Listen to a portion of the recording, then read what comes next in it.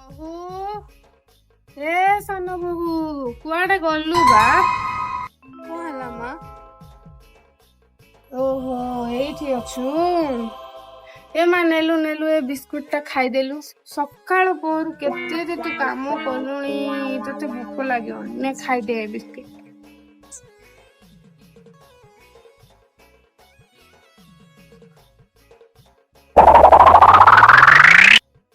ମୁଁ ଜାଣିଛି ବା, ମୁଁ ଜାଣିଛି ମୋ ସାନ ବୋହୁଟା ହିଁ ଭଲ, ଆଉ କେହି ଭଲ ନୁହଁ। ମୁଁ ଜାଣିଛି ସେ କୁକୁରଟାକୁ ଦେଲି ଯେ ଖାଇବା ପାଇଁ ବିସ୍କୁଟଟା, ତାକୁ ଜମା ରୁଚିଲାନି।